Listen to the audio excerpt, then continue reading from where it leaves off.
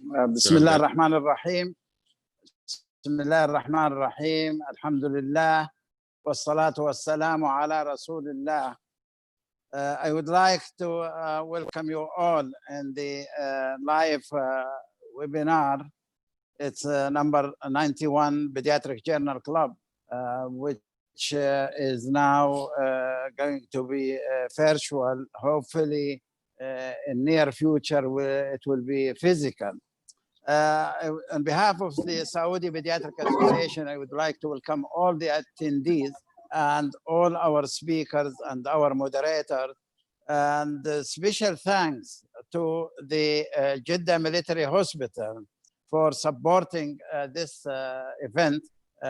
Jeddah Military Hospital is always supportive to these activities in the past, and they continue. And on short notice, they agreed to go and prepare this 1.5 hour webinar, which will be shared by Dr. Maya Bls Saud. Dr. Maya Bls Saud is a consultant pediatric consultant neonatologist and the head of the department in the military hospital. The coordinator of this club, as you probably know, is Professor Abdul Agha, and we are actually lucky to have somebody like him, enthusiastic and energetic, to have this now starting with Dr. Abdul Mu'in at number 17, and now we are at number 91. So a lot of thanks for Professor Abdul Mu'in Agha, the coordinator of the Pediatric Club. Special thanks also for the organizing company for this event, Event Tرووب. Many thanks from the Saudi Pediatric Association to all of you, particularly to Rami and Mustafa. And with this here, maybe if Professor Agha want to say a welcome address before we start with Dr. Maya Bls Saud, who will introduce the three speakers. Dr. Abdul Mu'in, تفضل. بسم الله والصلاة والسلام على رسول الله وعلى آله وصحبه وسلم أجمعين. Many thanks, Dr. Abdulaziz Touam, for nice introduction. Many thanks for Dr. Maya Bls Saud for accepting the invitation together with all of her team. King Fahd Military Hospital is one of the leading hospitals in Jeddah, giving always knowledge, sharing with us.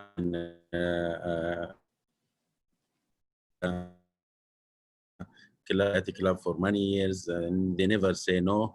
Whenever we ask them, even 3 days before the event, they would say yes. This is a very amazing cooperation from King Fahd Military Hospital, especially a special thanks for Dr. May. Inshallah, we are planning to do every 2 weeks webinar till inshallah COVID is over, then we come face-to-face monthly. Next, inshallah, planned next meeting will be on 28th of July, and that will be endocrinology night. After maybe 17 days from now, 28th of July will be another webinar. Also, many thanks for Eivent Tróob, Mr. Rami and Mr. Mustafa. They are amazingly cooperative with us, and they are doing all this one free of charge, just to encourage knowledge. Many thanks for them. And inshallah, a lot of people, I'm seeing a lot of people asking about the certificates. They will contact with the secretary, Mrs. Sheila, secretary of Saudi Association, to have their certificate ready, because this is regulation of Saudi Pediatric Association. They are the one who produce the certificates, not the Eivent Tróob. So inshallah, after the meeting, maybe Dr. Abdulaziz will provide the contact of Mrs. Sheila for everybody to get the certificate. Inshallah ta'ala. Now we give the microphone and to Dr. Maya Bls Saud to lead the whole night with the introduction of the speakers. Many thanks, Dr. May. Assalamu alaikum. Thank you. It's an honor and privilege to be, to be invited. Thank you, Dr. Aga, Professor Aga, and Professor Tuim. It's really an honor and privilege, and I'm quite blessed to have a great team with us today. We're not going to, start immediately.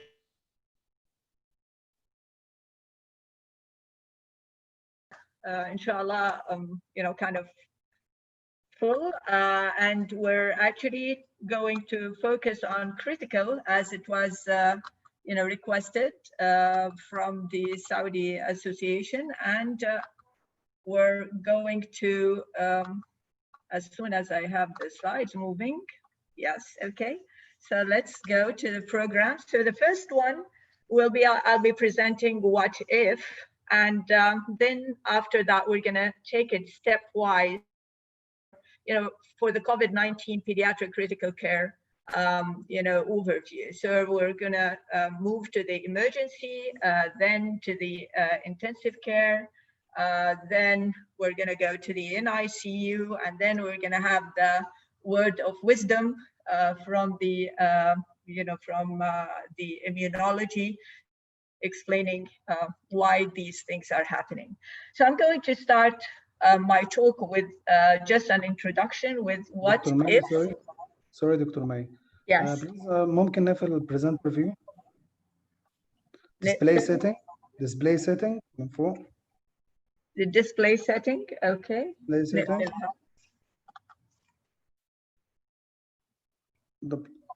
Duplicate تمام يا دكتور.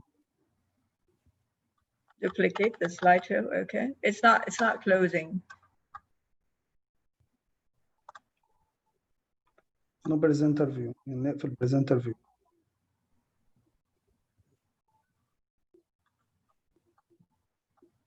Okay, I'm sorry. It's just we have some technical problems, so we're going to be back soon.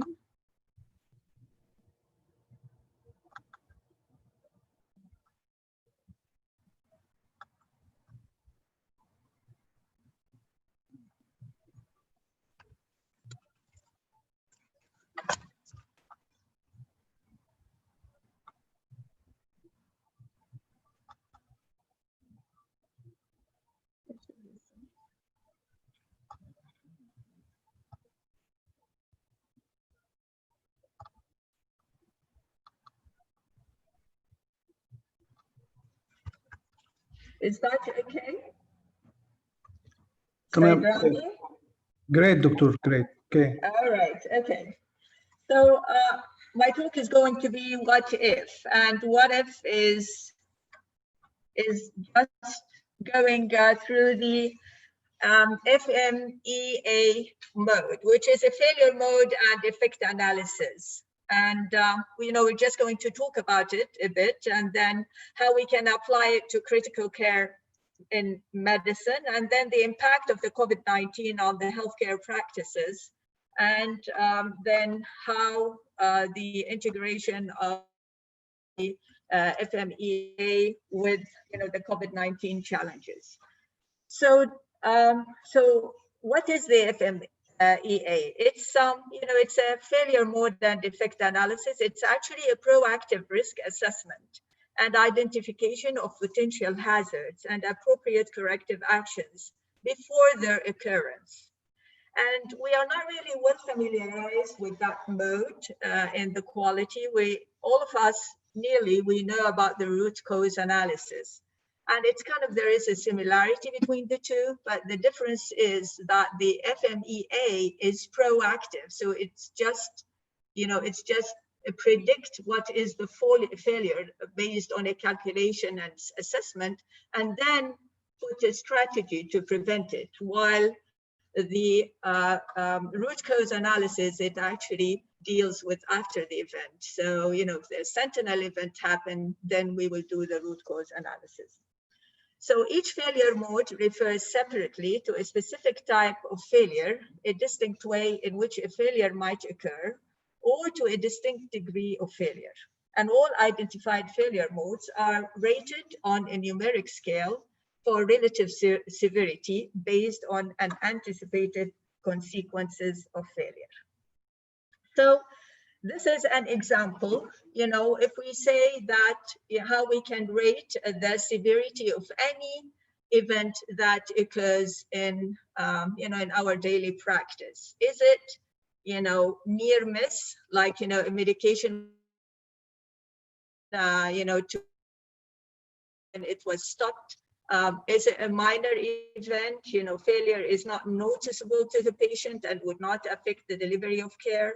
Is it a moderate event, an event with occurrence or situation that involved clinical care of a patient in a medical facility, but, you know, have injured the patient but did not cause an unanticipated injury? A major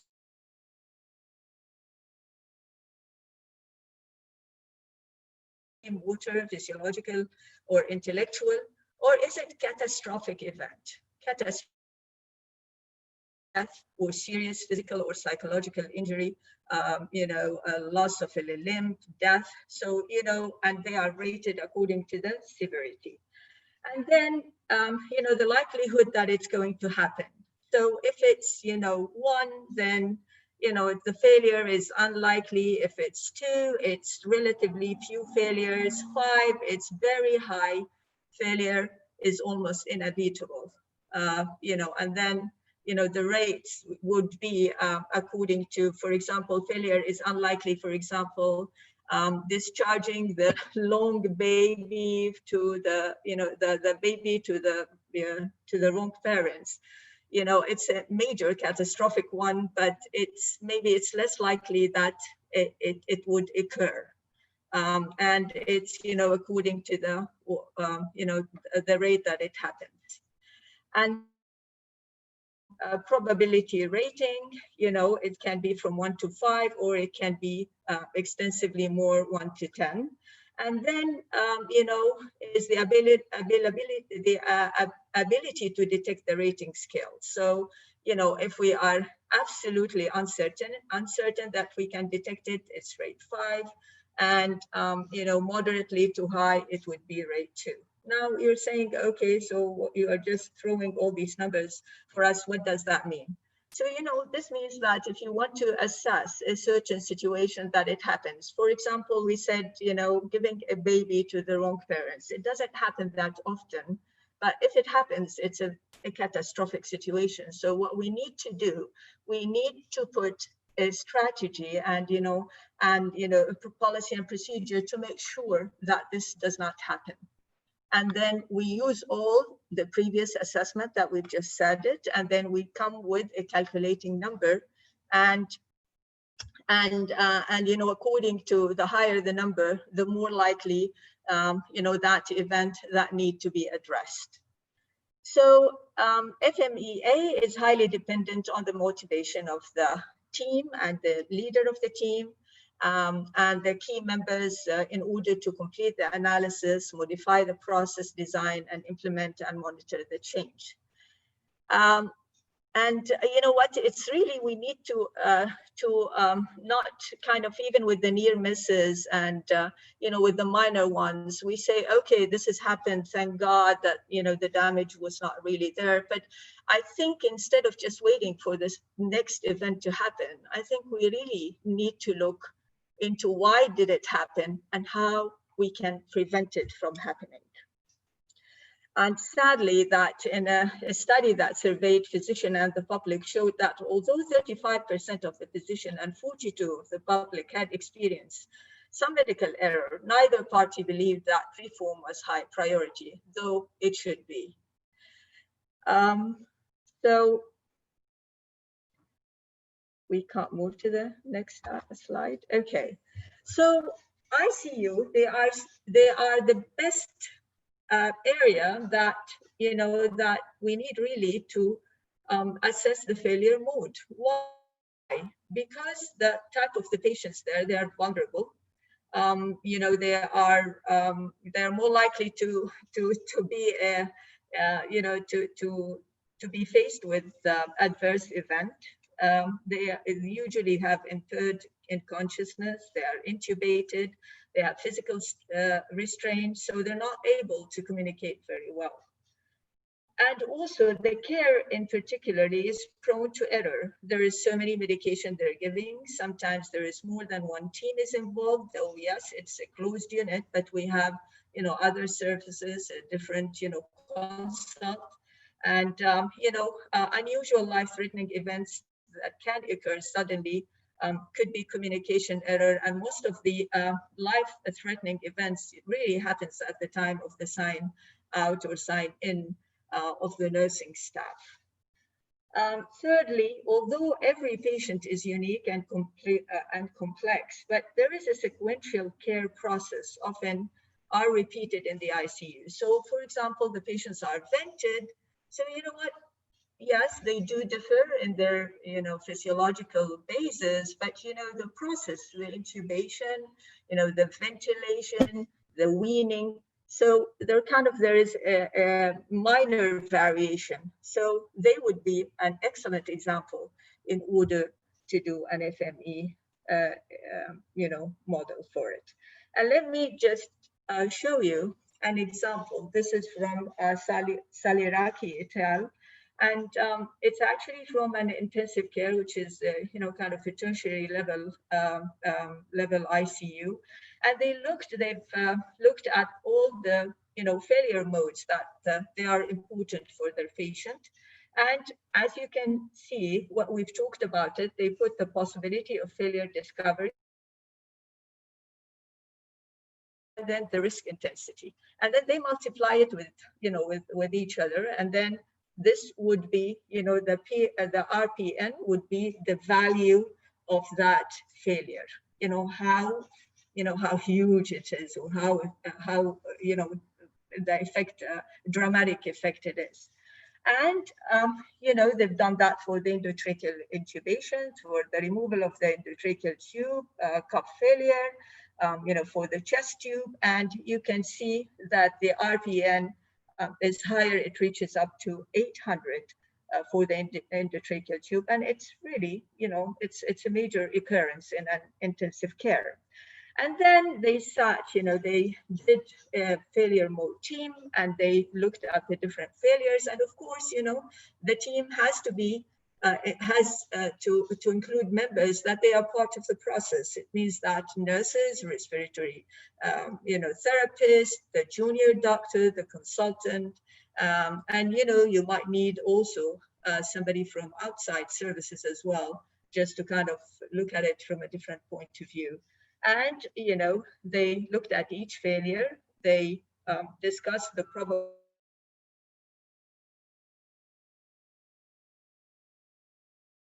year, 10 months to 1 year of implementation of the, you know, kind of preventive strategies.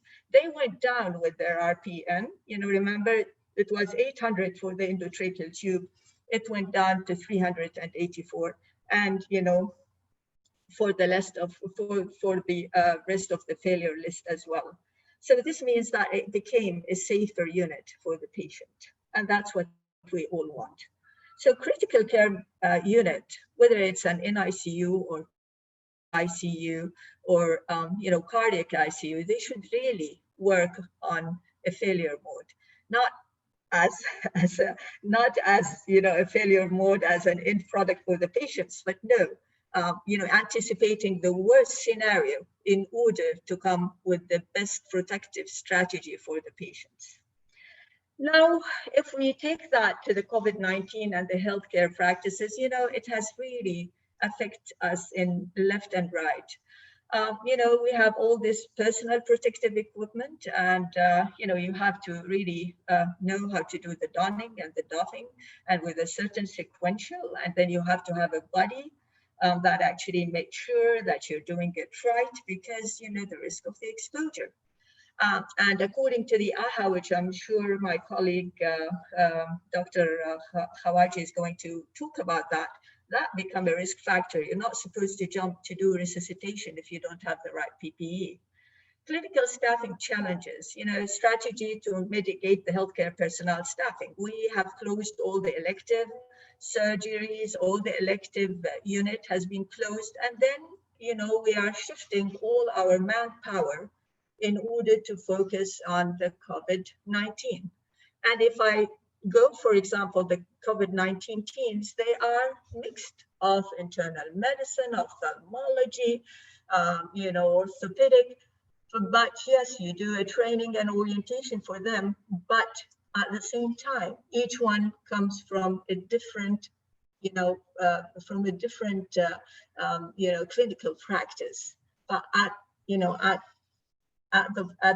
for now, they have all to focus and work together as a team. Also the ward, the familiarity of the place that you work. You know, the intensive care is not really what it used to be, the intensive care. They moved, for example, intensive care to a different area. Why? Because they want to cohort all the COVID-19 together. So, you know, the policy and procedure, there is frequent updates, and sometimes people, you know, are not really fastly oriented about the changes that happen. So all this you lose the familiarity, and sometimes because of also the personal protective equipment, sometimes it's difficult to know the people. Also, it's difficult to hear them as well. So you can't identify who you're talking to. Are you talking to the respiratory therapist, or you're talking to the nurse? And that become a communication issue as well. If I go backward. And, you know, this is an interesting, you know, paper that was published, you know, from the anesthesia group, where, you know, they had a problem with just coming, how safe it is to transfer COVID-19 patient with respiratory distress on the ventilator from one area to another. And then, you know, they went through all what we've just talked about, that there is a situational awareness, you know, that there is a communication problem, shared mental model, because, you know, people coming from different practices and they're working together, you know, communication, which we said, you know, familiarity with the equipment, familiarity with the environment, and, you know, the system issues related to the policies and procedures. So that's why we have to do an extra step, you know, with the COVID-19. We have to work more on our failure mode, and not even that, not use the failure mode in order to identify what would be the safest, you know, kind of policy and procedure to implement. And not only that, we need to practice on it as a team, on a simulation, on mannequins and so on, in order to make sure to avoid, you know, the failure mode that could happen with the COVID-19 patients that would have a high, you know, a very kind of, you know, spreading of the infection, or, you know, compromising the patient and the healthcare worker as well. So in short, the FMEA is an established proactive method for preventing major error in complex systems that are vulnerable to catastrophic error. And though this method has been implemented a long time ago in the industry, but it was not really well adopted till now in the healthcare system, and let alone in the acute care hospitals. So I hope that we will be able to, you know, to kind of learn more and work as a group, improve on our communication and teamwork in order to provide a better, you know, safety net for our patients and our healthcare workers. Thank you. So with this, I'm going to move now to introduce to you my wonderful colleague, Dr. Bandar Al-Khammaj. He's our pediatric ER, very enthusiastic towards any change or any, you know, proactive. And he's the RTP for our fellowship program. And he's going to talk about the ED stabilization. Dr. Bandar.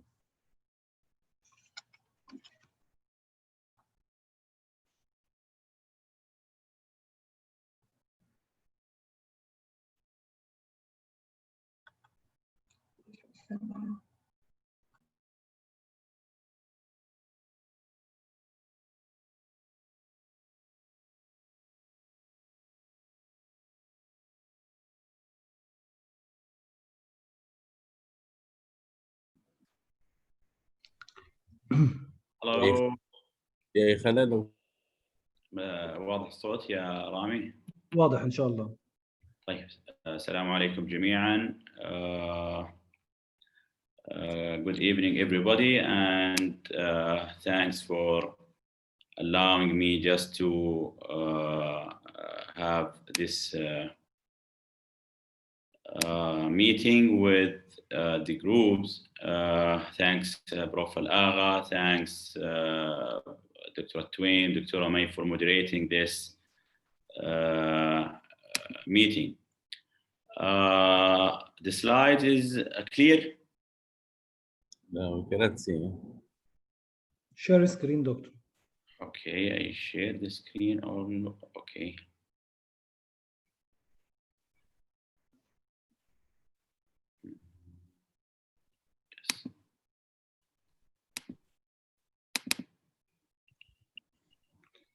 Full screen, play. Is it clear now? Clear. Click play. I play it? Yes. Okay, good. Great. I'm going to talk about the ED preparedness of the COVID-19 pediatric patients as a part of the ED stabilization. As we know, when we talk about stabilization of any patients in the emergency departments, we have a special arrangement to keep the journey of the patients safe from the time he lands on the ER till he discharged home or to be admitted. So we have arranging for this for a long time. As we know, at the beginning of the viral infections, the outbreaks, we have not knowing a lot of information about the viruses. And at that time, we do a lot of meetings in all the levels. And we try to arrange our PPG, how we're gonna prepare our ER design, how we're gonna keep our staff safe, and how we're gonna manage and keep our patients safe and our staff also safe at the same time. So the patient journey to the pediatric emergency department is the first thing we have to know. As we know, as a military hospital, we have the first opportunity to initiate the mobile hospital. So we do a mobile hospital, and the aim of this mobile hospital as a part of disaster plan is to keep this mobile hospital as a second line if we have outbreaks and we lose the control inside the hospital. So this was the initial plan, and we have the opportunity as a military hospital to initiate this mobile hospital, and we have now like more than 3 mobile hospitals around the kingdom in Jeddah and in Mecca region. So the first thing we think about it in this, how we gonna receive a patients in the pediatric emergency department. From the military hospital, as we know, we are going to receive the pediatric emergency calls, or the patients will land in the ER. So we have the pediatric ED, we have the primary care clinic, and we have the military clinics. Either the patients will land to the pediatric emergency department immediately, or we're gonna receive him from the primary care clinic as a referral, or we have a different primary care like clinics distributed all over the military parts, like the naval base, like the ground forces, like the air base. So we receive calls from them to refer a patient who is suspected to have COVID according to the criteria that has been reviewed daily basis by our COVID teams and committees, which is collaborate with the wiqaya and it's match the main frame of Ministry of Health, and we can play inside our emergency department with our resources and our ER design to ensure to apply this wiqaya guidelines. So now, once the patient's triaged, so we have now suspected case, we initiate a visual triage at all the gates of the hospital. And once the patient's coming to the visual triage, now either this patient is stable or unstable. If it's unstable, this patient will be shifted immediately to the code room there, where the groups of the ER, pediatric emergency consultant and his registrar and the special nurses will wear all their protective measures and will stabilize these patients. And from there, the patients will go to the BICU with collaboration with the ICU team. And at that time, the BICU will start their critical management, as my colleague, Dr. Adib, is gonna mention in the next few minutes. So if the patient now is stable, so what's the next step? Now, this is how we visual triage patients. We depend on, as we said, wiqaya, and we update this daily by emails, which is emailed daily to all the staff of the pediatric emergency department to be sure about the changes and about the updates. So we depend on exposure risk and on the clinical signs and symptoms. So any patients coming to us in the visual triage will be screened over those two items. The exposure risk, does he have a close physical contact with a confirmed case of COVID-19 or MERS COVID in the past 14 days? Is he exposed to a camel product in the past 14 days?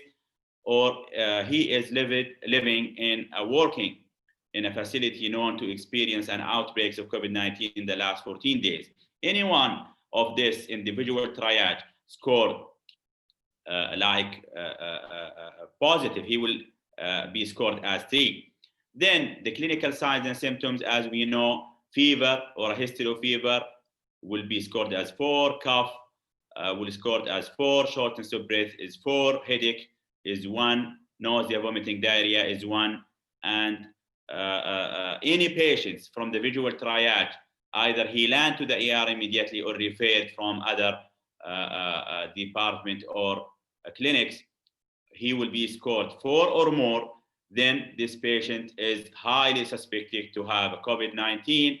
So the nurse there will keep the patients on the face mask, wash his hand, wash the hand also of the nurse, and she's wearing absolutely mask, and she will notify the ED physician and will guide the patient to what is called the respiratory zone, which I will go to talk about it in a few minutes.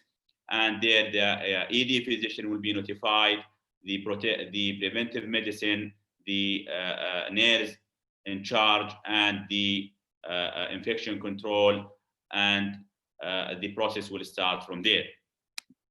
Now, this is what's called the visual triage.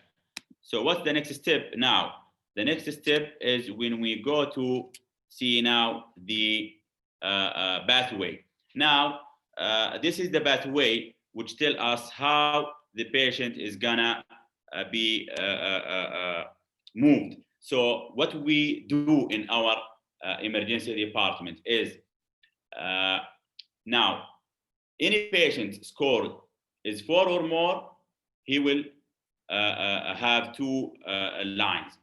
Either this patient is more than 6 months or less than 6 months.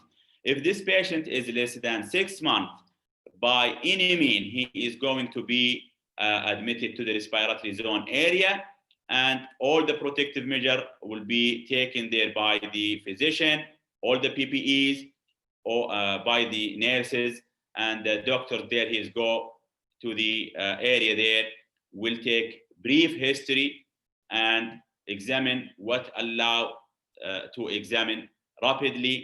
Then this patient, if he is now stable, he is gonna be sent to a negative pressure room where will be X-ray and swab will be done there by a special team of nurses. And this patient, if he is stable as the last update in the guideline, he will be sent home as home isolation until the results will be sent to him, and he will be attached daily basis by our preventive medicine to ensure that he is safe and he has no warning sign, and instruction will be given to him daily until he is cured. Now, if the patient is more than 6 months, now we have 2 ways, as we see here in the pathway. If he is more than 6 months, what we are doing in our institute, we will ask another question. This patient is a high risk or no? What do we mean by high risk? High risk means that this patient is having chronic disease, congenital heart disease, chronic respiratory disease, immune deficient, secular patients, chronic failure patients.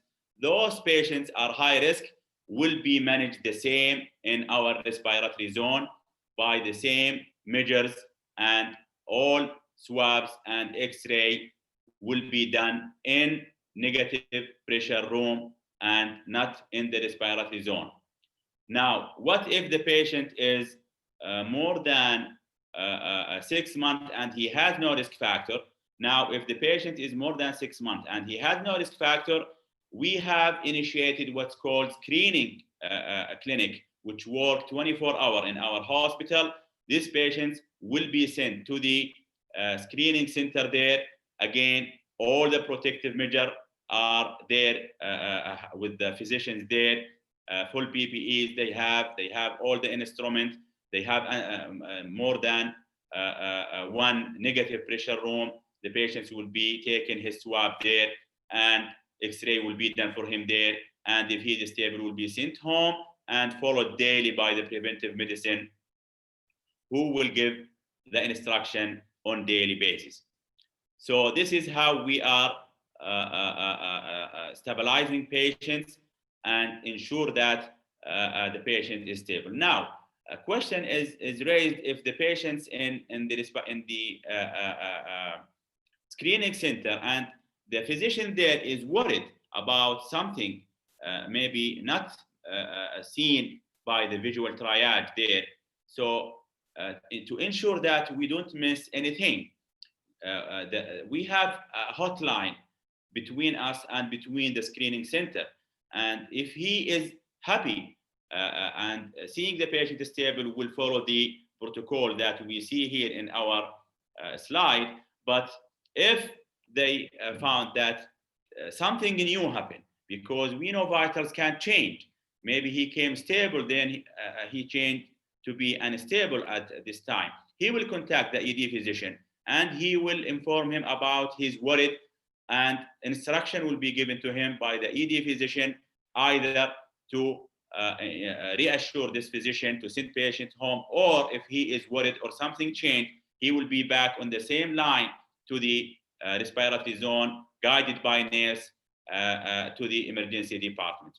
So our aim here to ensure with all these measures that the patient is not missed either in the visual triage or in the respiratory zone or in the screening center. So we are covering all or most of the areas there. Now,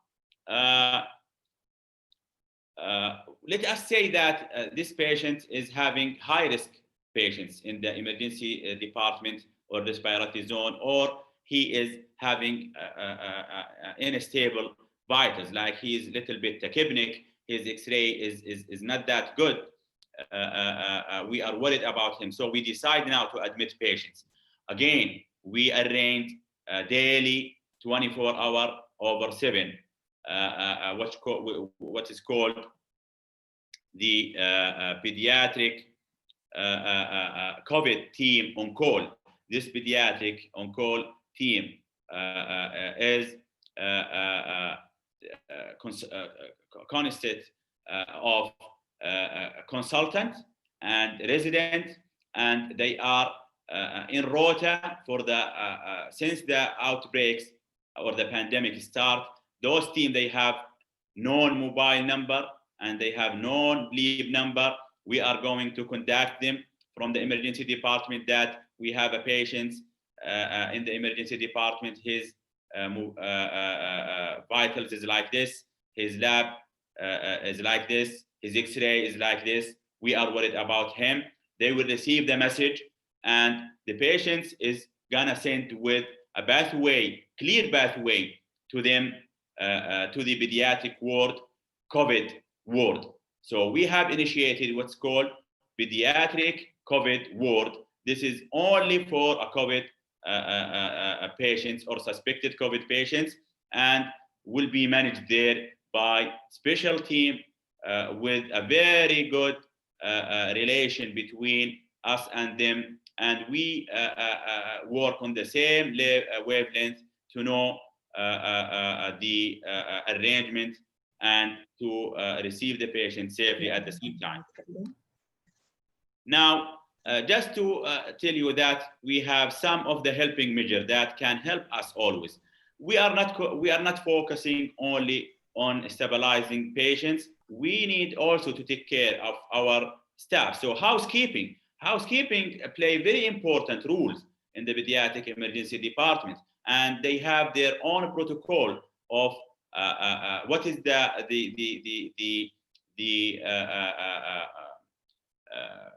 disinfectant, and what is the percentage of disinfectant, and how to use it. And for us in the emergency department, we keep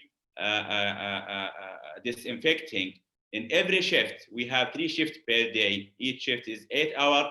At the beginning of the shift and at the end of the shift, the housekeeping should disinfect all the most handled area to ensure and keep our staff also safe at the same time. So PPE, as Dr. Amay also is helping measures found in the emergency department. Isolation room and X-ray, special isolation room and X-ray is there in the emergency department with under negative pressure, and it's ready for swabbing and X-raying the patients there. Patients interview, we have give instruction to our resident and our staff that the interview should be very rapid. It doesn't exceed more than 15 minutes, and with examination, what to examine. We are not allowed to examine throat examination without full PPE. So the roadmap, as I said, is very clear for all the staff. Once the patients land to the respiratory zone, how to arrange with the pediatric COVID team, his pathway and X-ray and swab where will be done, and the patients where will go. So since the patient is landing in the ER, his roadmap is very clear. 2 minutes. Okay, I will finish. SMS system, we are using SMS system in our department. So any patient swabbed, sent home, SMS will be sent to him. And luckily we have in the military hospital 6 hours to have the result of COVID-19 swab, which is a very, very, very, very big step. Within 6 hours, the patient will receive SMS. Is he positive or negative? What instruction he will have, and he will be contacted daily with the preventive medicine to guide him to what to do. Respiratory zone, as I said, we have consists of 6 beds, 2-meter distances between each bed attached to HEPA filter, and special nurses each shift for the respiratory zone, just to prevent a mixing of the nurses and mixing of the patients. So regular beds. At the same time, the aim and the message of our emergency department is not to miss other patients. So we have initiated another area of the ER, which is called the regular beds. 3 regular beds, very clean for the patient to receive their routine care, because we don't want to miss a patient because of COVID outbreaks. So this having also separated triage. This is our preparedness in the emergency department. Our vision and our aim in the emergency department and the pediatric department is to have a safe trip for the patients and to keep all staff safe. Thank you very much.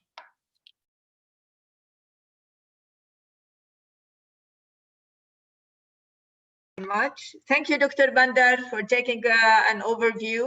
Thank you very much. Next is Dr.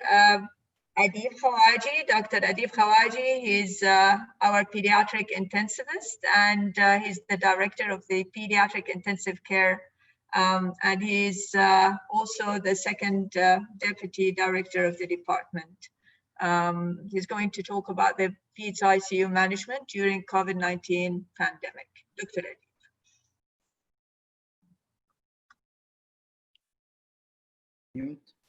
Hello. Assalamu alaikum. Good evening. I'm Adib Khawaji, pediatric intensivist. I'm gonna go over in the next few slides over. In the next few slides, I'm gonna speak about the burden of COVID-19 among the children, and then the dashboard for COVID kids, management of pediatric ARDS in COVID-19, in addition to hemodynamic support with COVID-19, and small shot about multi-system inflammatory syndrome in children, which will be explained in detail by Dr. Majid, our hematologist, in the next lecture. And then I'm going to speak about the AKA with COVID-19 airway management and the updated Bls and pediatric life support. I have to announce that I have no conflict or of interest. Starting with burden of COVID-19 among the children, there is a limited data. On the disease severity and pathogenesis of SARS-CoV-2 infection, and children has lower hospitalization and ICU admission. Severe cases occurred in children in younger age who have underlying condition. High-risk patients are those patients who are severely immunocompromised and with underlying cardiopulmonary disease. And from adults data, we know that people considered at risk also is the people who has obesity, diabetes, and hypertension. Burden of COVID-19 among the children has been viewed worldwide. So if we go to confirmed cases of COVID-19 in children, in the US, we have almost 2%, China 2.2%, in Italy, we have 1.2%, and in Spain, we have 0.8%.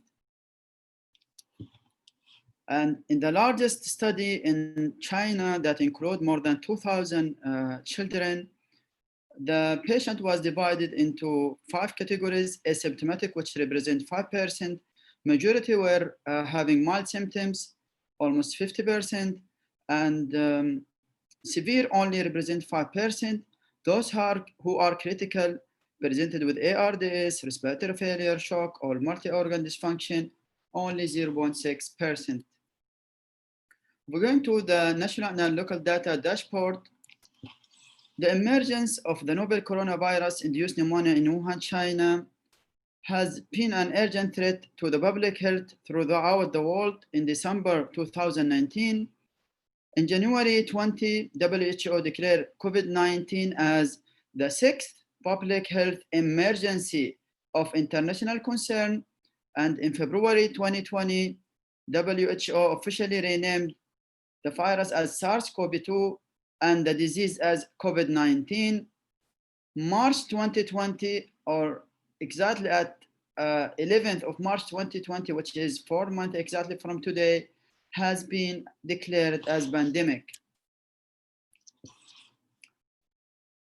In US, overall cumulative COVID-19 associated hospitalization rate was with highest rate in people 65 years of age or older. For children, the cumulative COVID-19 hospitalization rate are much lower than cumulative influenza hospitalization rate at comparable time points. Here in Saudi Arabia, our government, since we start announcing a pandemic of COVID-19, started their precautions with screening all the travelers coming to the kingdom or moving out.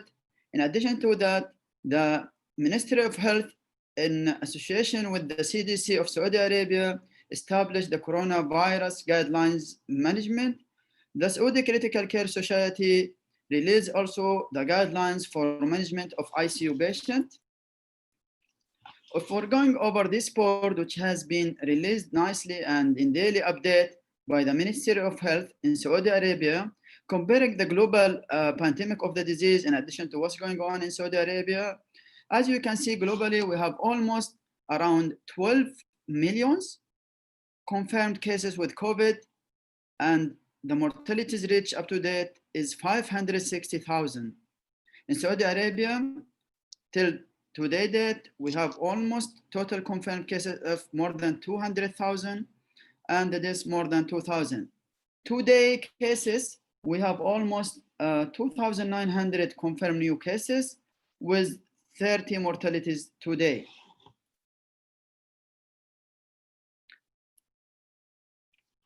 Here in Jeddah, the city where we are work, there is one retrospective cohort study released by Suleiman Fakih Hospital.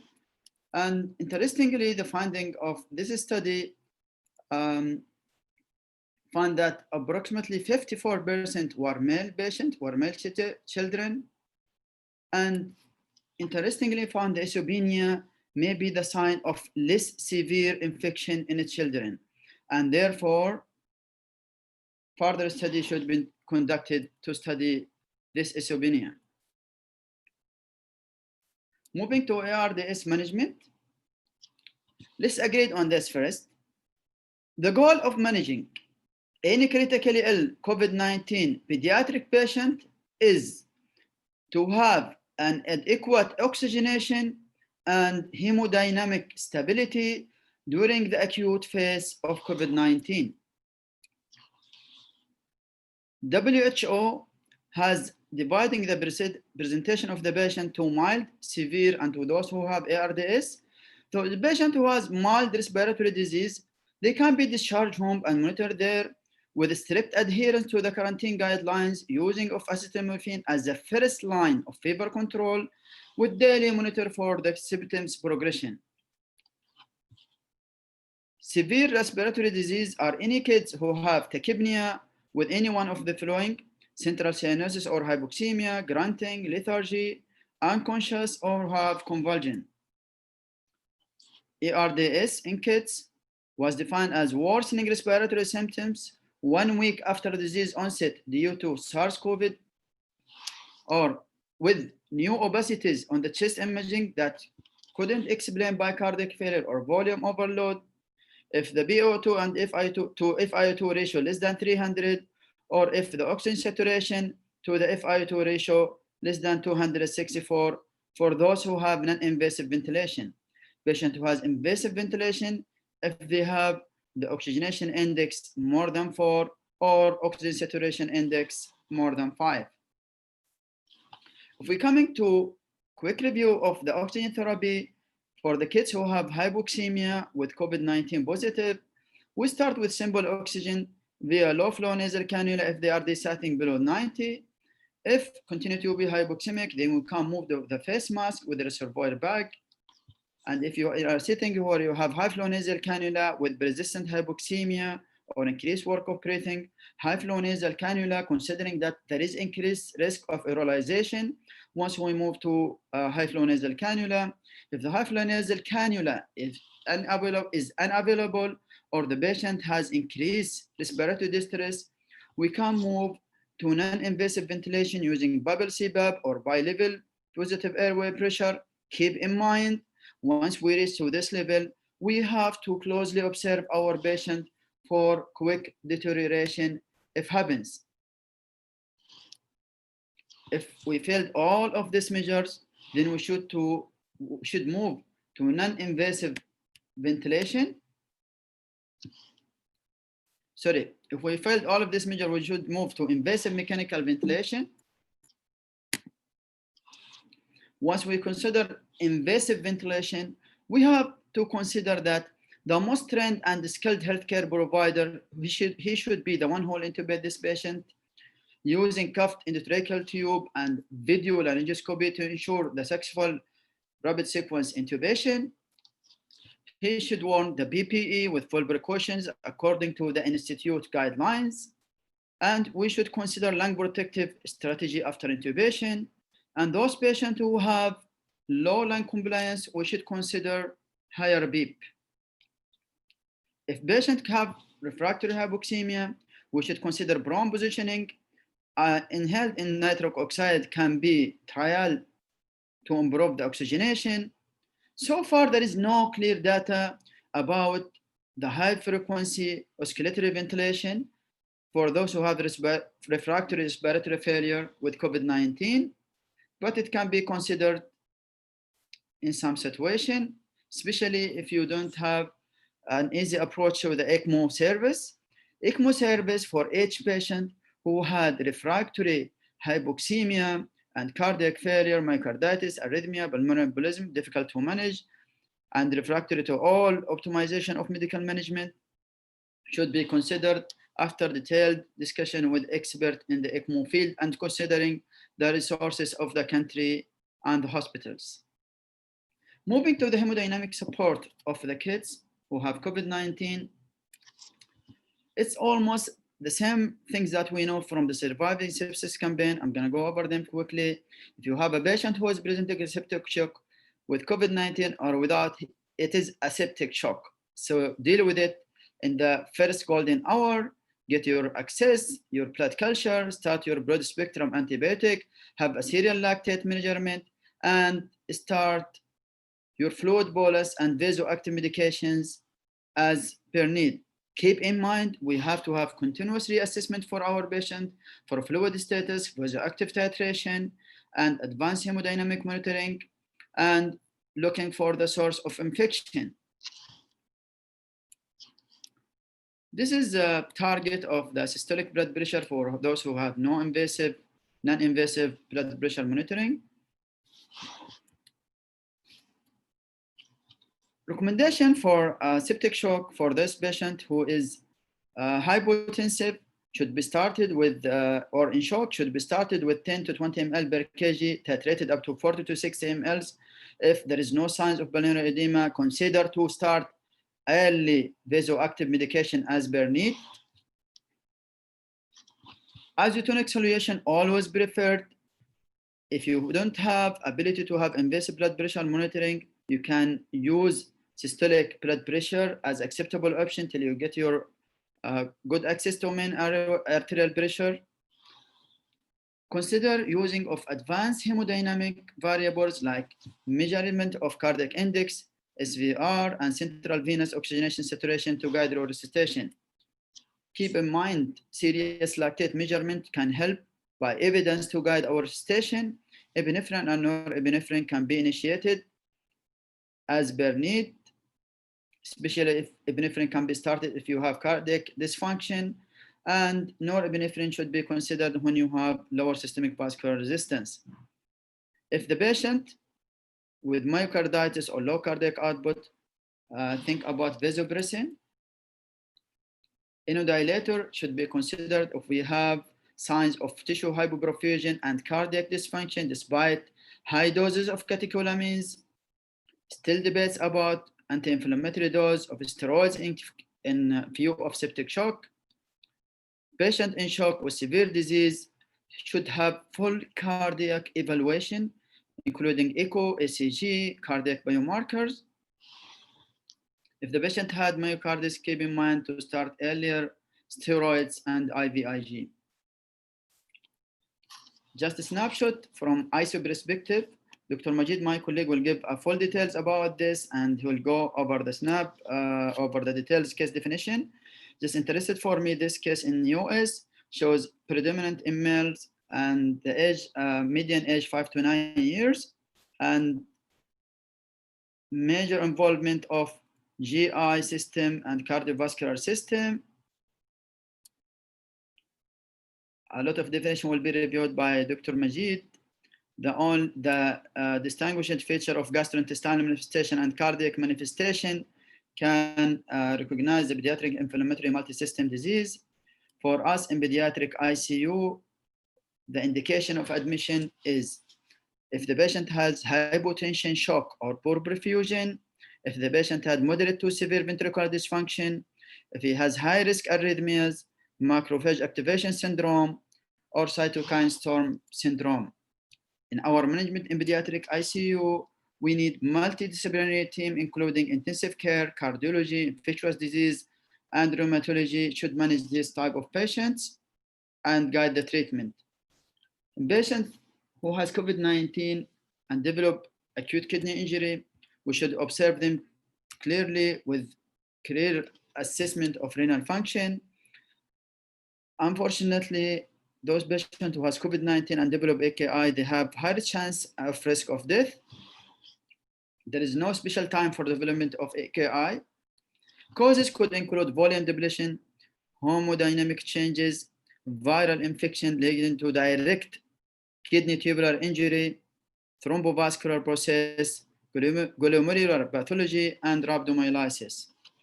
Keep assessing on the admission and transfer for the acute kidney injury, expose all the history, assess the fluid status of the patient by clinical examination and fluid balance with renal function. Keep in mind you have to target euvolemic status, avoid medication that can exaggerate the acute kidney injury, including diuretic. Don't use them as regular unless needed for fluid overload, and review with your pharmacist the dose of anticoagulation that used in the MIS. If we start to have life-threatening hyperkalemia, refractory fluid overload, severe metabolic acidosis, anuria, those are indications to start the renal replacement therapy. Moving to the airway management of this patient, we have, as we mentioned earlier, to consider in those patients, rapid sequence intubation by high-skilled version, use it endotracheal cuff tube and VE clamp technique for ambo bag if needed. Follow the standard cardiac arrest guidelines for CPR. If the patient ventilated, increase FiO2, manage your rate, adjust your beep to balance the lung volume and venous return. If the return of spontaneous circulation is achieved, set ventilator setting as appropriate to the patient clinical condition. If the patient prone, move him to supine position. Intubated patient can remain prone, and you can use CPR device if you have it and the patient weight is allowed for you. So the intubation process of COVID-19 patient has many processes, and Edmonton in ICU has explored this in very nice video. We're gonna see it together now. The process include protective equipment, prepare your equipment, prepare for difficult airway. There is process starting inside the room, including the airway assessment, apply your monitors, check your IV, optimize the position, optimize your pre-oxygenation, and then the process of after leaving. Let's go together over this video. Hopefully the voice will be clear. This term infant was admitted with symptoms of bronchiolitis as well as household COVID-19 contacts. She is developing increasing respiratory distress on low flow oxygen. The use of non-invasive respiratory support, such as CPAP or NIMV, is also aerosol generating, and given the history and severity of respiratory distress, the team would like to intubate. Consider increasing the low-flow oxygen while the team is setting up for the intubation. The bedside nurse who is caring for this infant will be part of the intubation team. She will hand off to a nurse in contact and droplet precautions, who will monitor this infant while she herself doffs her PPE and joins the intubation team outside to prepare. As much equipment preparation as possible should be done outside of the patient room. A table can be used to collect and arrange all the necessary equipment. Even when planning to use a video laryngoscope, have a direct laryngoscope ready. Also, have 2 doses of succinylcholine drawn and ready as well. If a cuffed endotracheal tube is used, be sure to check the cuff by inflating and deflating the cuff with a syringe and have the syringe ready.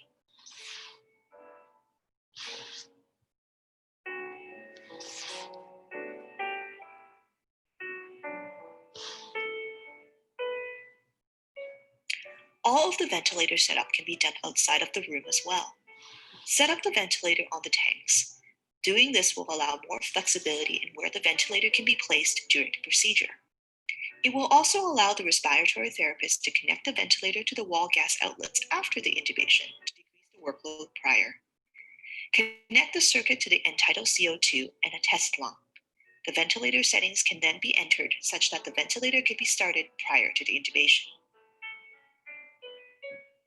The team should perform a pre-brief outside of the room to go over the roles and the intubation plan. All members of the team should be clear with regards to the changes to usual intubation practice due to COVID-19 precautions. It may be helpful to use the intubation pre-brief checklist. Additional team members, including the neonatologist, should be made aware that the intubation is about to proceed. At least one additional team member, such as a second nurse, should remain outside to provide support if needed. The team will then don appropriate PPE outside of the room, then proceed into the room, bringing in the equipment with them. Any individual other than the 3-member intubation team, such as the nurse currently in the room, should now doff their PPE, leave the room, and close the door. The intubation can now proceed. Consider giving the atropine early to ensure that it comes into effect.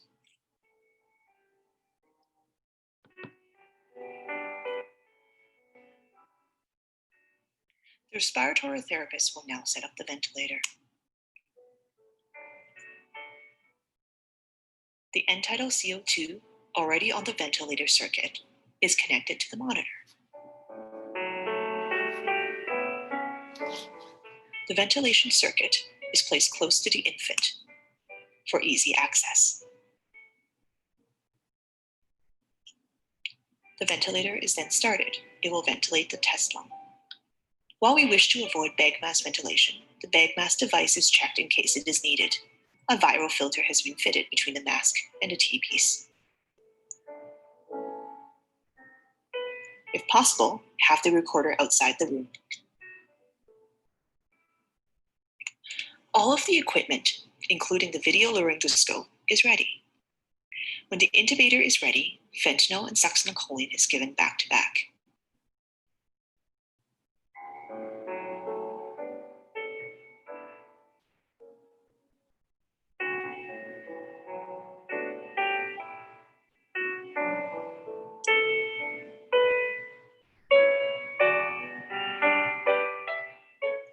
Once adequate muscle relaxation is achieved, laryngoscopy begins.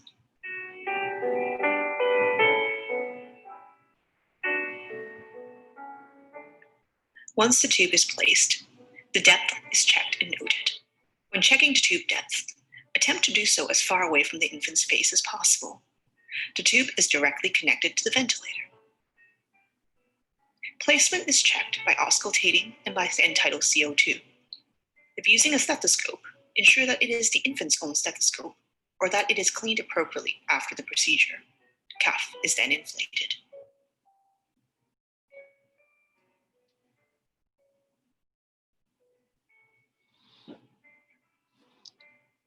The endotracheal tube is then secured by usual procedure.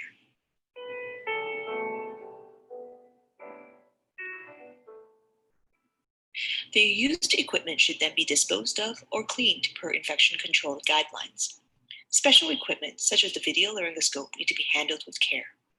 Wipe down the blade and deposit it in a bag held by a clean assistant to be removed with cleaning. The video monitor itself should be carefully cleaned per guidelines as well.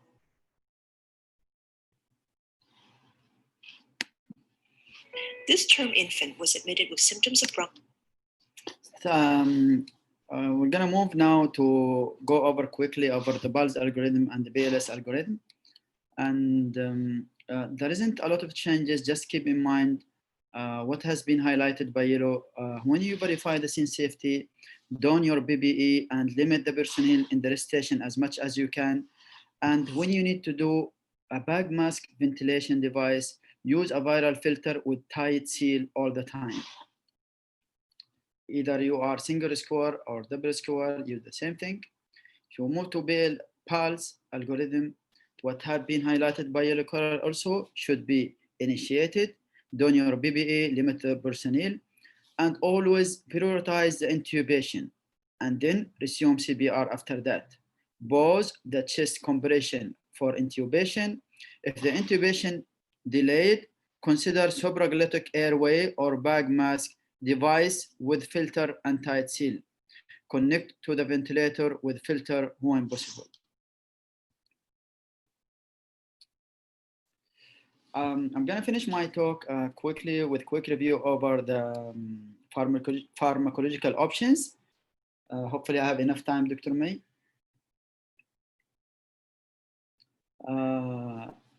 We'll start with recovery trial. Not really, Dr. Adib. Make it please very short. Thank you. I'll try. So for the recovery trial, a range of potential treatment have been suggested for COVID-19, but nobody knows if any of them will turn out to be more effective in helping people recover than the usual standard of hospital care, which all patients will receive. The recovery trial is currently testing some of this suggested treatment: low-dose dexamethasone, azithromycin, tocilizumab, convalescent plasma. So at June 29th, from the recovery trial, the statement of the chief investigator that there is no clinical benefit from the use of leponavir or ritonavir in hospitalized COVID-19 patient. And as per June 5th, the statement from the chief investigator, there is no clinical benefit from the use of hydroxychloroquine in hospitalized patient. For low-cost dexamethasone, reduce the death up to 1/3 in hospitalized patient. Just going quickly over this, a total of more than 2,000 were randomized to receive dexamethasone 6 mg once per day, 14 days, and were compared to more than 4,000 patients to the usual care arm. Among those patients with usual care, 28 days mortality was highest in those who require ventilation, almost 41%, and intermediate in those who require oxygen, almost 25%. But dexamethasone reduced the death by 1/3 in ventilated patient and 1/5 in other patients who receive oxygen. Based on this result, one death would be prevented by treatment of around 8 ventilated patients, or around 25 patients requiring oxygen alone. Solidarity clinical trial is going on, and for the sake of the time, they found that the interim trial result shows that hydroxychloroquine and leponavir and ritonavir produce little or no reduction in the mortality of hospitalized COVID-19 patients when compared to the standard of care. The adjuvant therapy can be added to COVID-19. It depends on the state of the patient. Those patients who has myocarditis, we can consider steroids and intravenous immunoglobulin. And patients who are at risk of thrombosis can be divided to mild or high risk and can be initiated subcutaneous enoxaparin with different target. If they are high risk, the target of anti-TNA level should be from 0.5 to 1. Therapeutic plasma exchange may be beneficial in controlling the hyperinflammatory and thrombotic state and reverse the organ dysfunction. Convalescent plasma treatment in children can be offered only within the research framework. Enteral nutrition should be initiated if there is no contraindication, and those who develop AKI, we can proceed to the renal replacement therapy. Thank you all for attending, and this is my contact if you have any questions. Thank you, Dr. Adib. You're over time, so I hope our next speaker is Dr. Nasreen Al-Kafi. She's a consultant neonatologist. She's the RTP of our neonatal fellowship program, and she's the deputy director of the NICU. She is going to talk about the vertical transmission barriers, and I know Dr. Nasreen will keep the time. Thank you.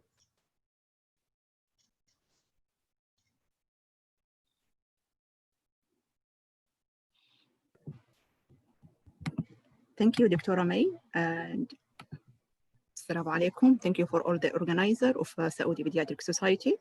Today, sorry.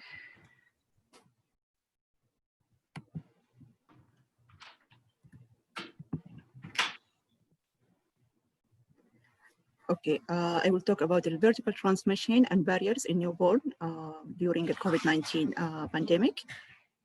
Here is the outline. I will talk briefly about the epidemiology, mode of transmission, and mainly discuss the controversy that exists around vertical transmission, controversy and barriers related to neonatal care during this pandemic, and the end I will share King Fahd Armed Forces Hospital guideline and experience. Coronavirus disease 2019 is a respiratory tract infection caused by an emerging virus belonging to the group of coronavirus. It started initially in December 2019 as an outbreak of unexplained pneumonia in Wuhan, a city of China, and then spread to all over countries around the world. WHO declared COVID-19 as pandemic on 11 March 2020. And with the rapid rate of transmission, 12,434,795 confirmed cases of COVID-19 have been reported globally as of July 10, 2020, with 558,334 deaths. Though COVID-19 cases across 12 million globally, there are limited number of confirmed neonatal cases, and the prevalence of coronavirus disease in neonate, infant, and children remain low. And here is a pie chart showing distribution of population in United States based on the age group.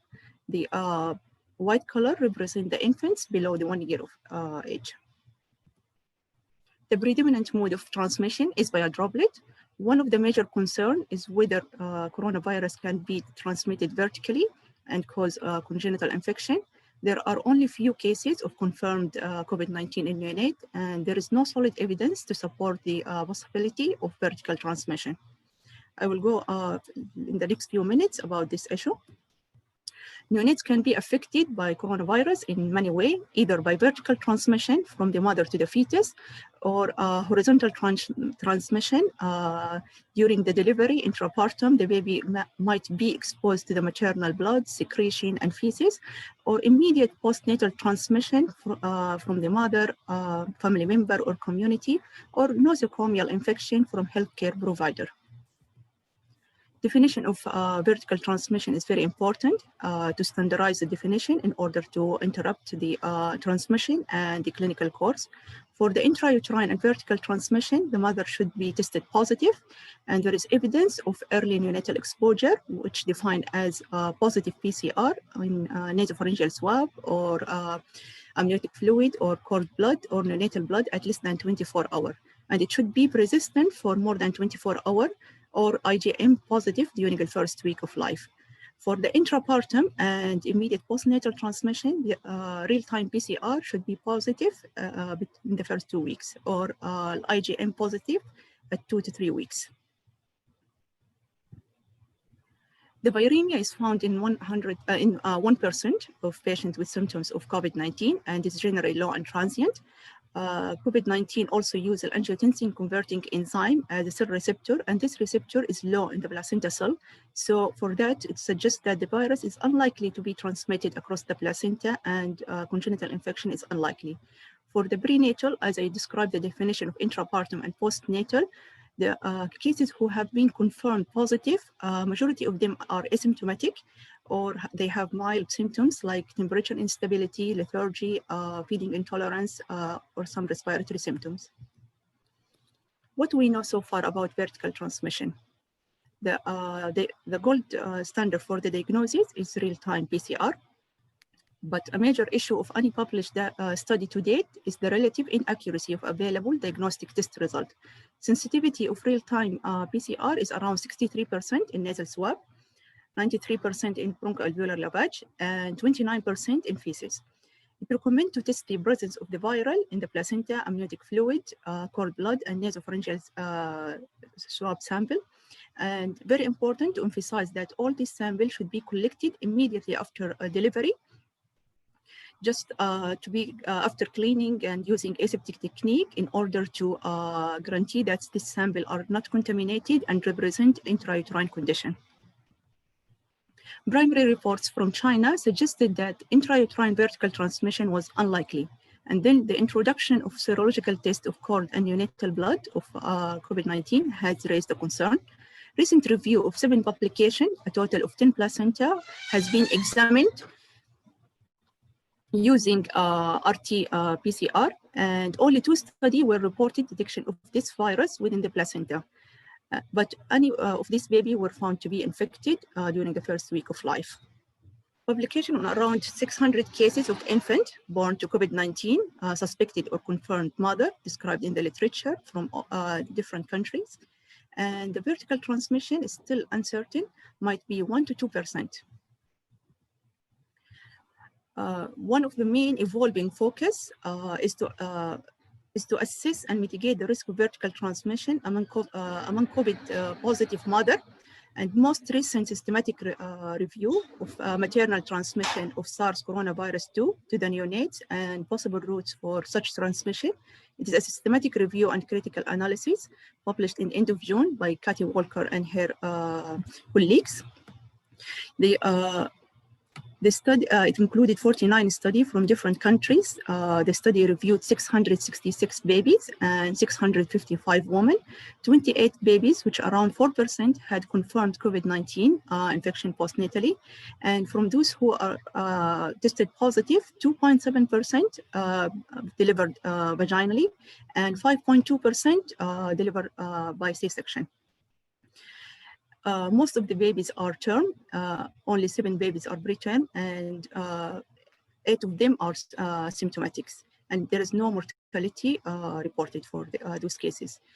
In conclusion, overall, there was a low rate of neonatal infection following maternal COVID-19 infection, and the vertical transmission is unlikely.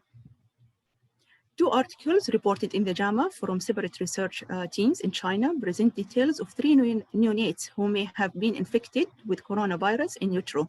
And the evidence of the transmission was based on elevated IgG and IgM antibodies in the neonatal blood taken following birth.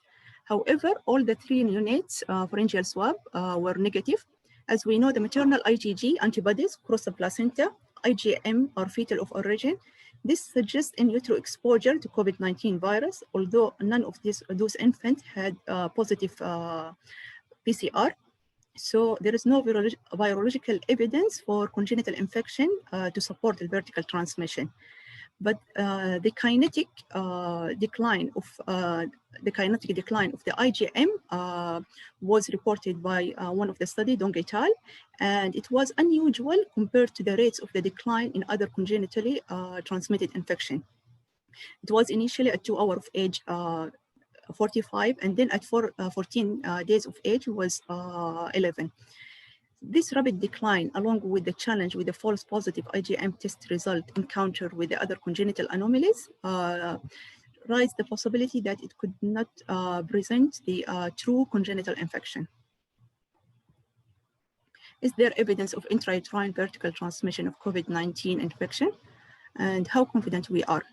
With the current available evidence, it is possible, although at this time we are having over 200 outcomes for newborn babies born to COVID-19 positive mother in the literature, and a small number of possible cases of vertical transmission have enough questions about the reliability of the result. So further case reporting and timely testing will be helpful to add to the growing body of evidence. Is vertical transmission existing?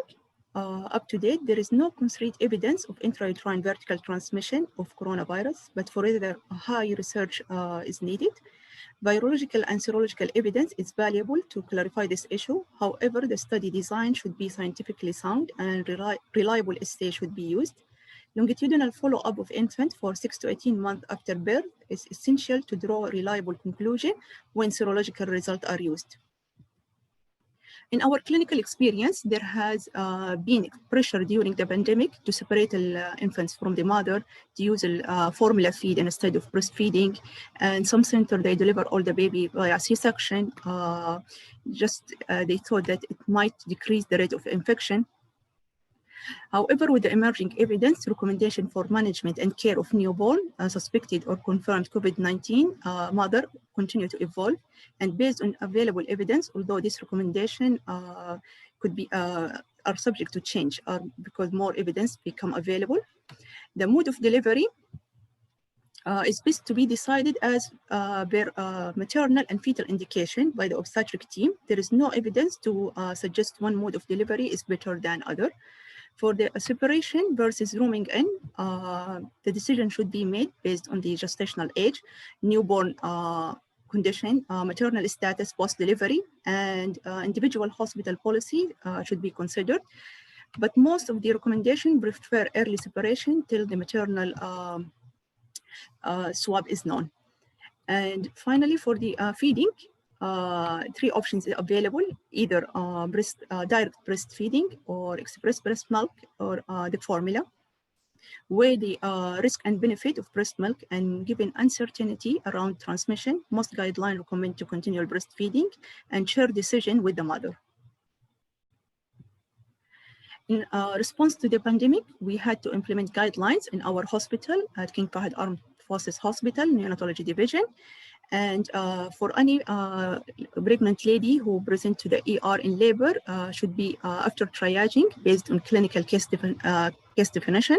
Suspected and confirmed cases should be delivered in separate negative pressure room, and we allocate a room for SPD and room for cesarean section. All health personnel should use the PPE, airborne precaution if dealing with the airway. The neonatal resuscitation corner should be 2 meters away from the delivery room.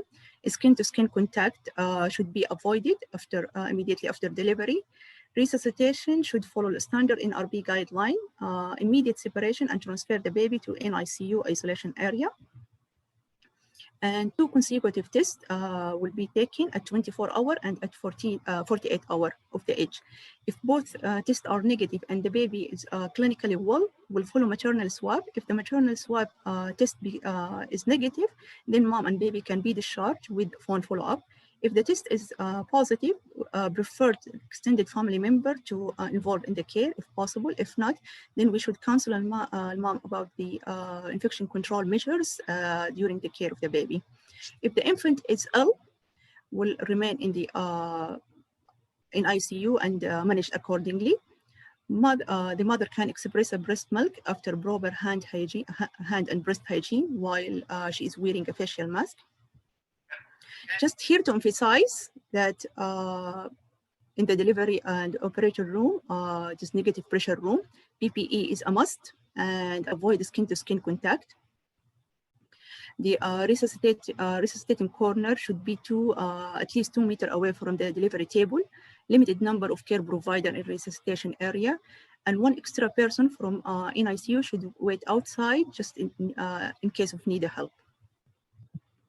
And here, as designed the NICU single room isolation, negative pressure room. The baby preferred to be enclosed incubator, separate healthcare personnel of this room, and try to avoid the non-invasive respiratory support unless we should weigh the benefit and risk. Other management as clinically indicated. I will share here our experience at King Fahd Armed Forces Hospital. 25 women present to the ER in labor with suspected symptom of COVID-19. 5 of them tested positive and rest are negative. All those babies were admitted to the NICU and tested and came negative. Here represent the infants less than 29 days who represent to the ER with history, with a suspected symptom of COVID-19, and to total of 44. Only 1 tested positive, as well the family member were positive at the age of 9 days old, not require any respiratory support, and then discharged in good condition. The rest were negative. In conclusion, the current outbreak of COVID-19 is the most serious public health emergency. Majority of cases is seen in adult, children and newborns still could affected severely. Evidence is updating day by day, so we should emphasize on increasing awareness among the people and healthcare personnel, infection control measure and supportive care. High quality studies are needed. Late onset neonatal infection and long-term consequences are unknown, so follow-up is crucial. And thank you. Thank you, Dr. Nisreen, for kind of a great summary and for keeping the time. Thank you very much, and we'll save the best for last. Dr. Majid, I'm sorry, but I think we need to get even with Dr. Adib. So you're going to give us a talk about the hyperimmune. I hope that we're going to stick to the time. Thank you, Dr. Majid. Dr. Majid is our consultant immunology, and as well, he's the Deputy Director of the Pediatric Department. Dr. Majid.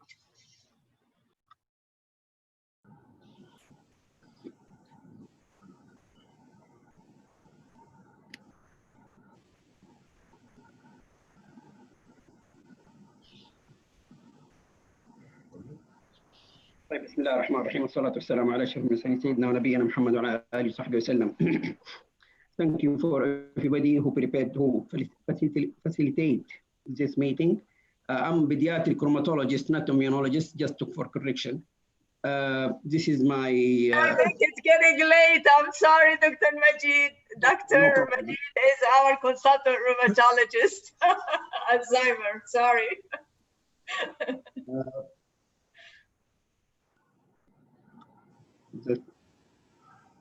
What is the problem?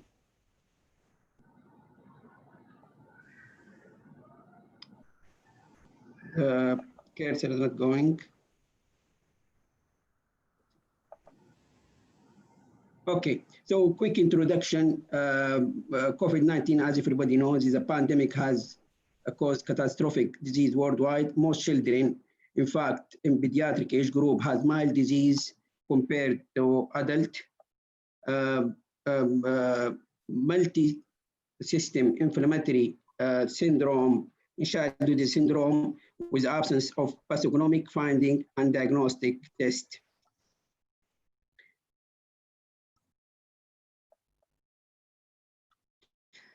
There is a difference in names, just to let you know, in literature mentioned pediatric inflammatory multisystem syndrome, literature, and multisystem inflammatory syndrome of childhood from state literature. This is, in fact, in general, emerging new spectrum of disease, not just infection. So this is a spectrum of the disease. Majority of children, they will have mild disease, and quite small number of children will have just febrile with inflammation, temporarily associated with the disease, and vasculitis in form of Kawasaki disease also is being reported through different literature in UK, especially UK and state, and the multi-system small group of children will have multi-system inflammatory syndrome. In fact, multiple hypothesis was made just to try to explain why children have mild disease. None of those hypotheses can identify or explain why, just is a trial of two hypotheses. For example, one of them is mentioned that there is additional viruses in the mucosa of the lung and airway in children, which can interact between the viruses of inside the lung and airway and COVID. And also they mentioned about different in expression of ACE2 inhibitor receptor, which necessitate for COVID binding. However, as I've said, that none of them can fully explain why it is mild. Like, for example, chickenpox in pediatric age group is milder, while in adult is quite occasionally more severe than pediatric age group. This is, in fact, the largest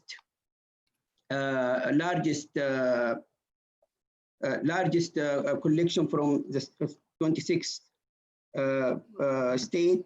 What I'm trying to emphasize here, 40% of the reported patient has Kawasaki-like disease, which is vasculitis, and 8% of them had coronary artery aneurysm, which is new compared to even the adult. They don't report it that much, except recently, yesterday, in fact, there is one adult patient he reported have vasculitis with full-blown picture like childhood vasculitis.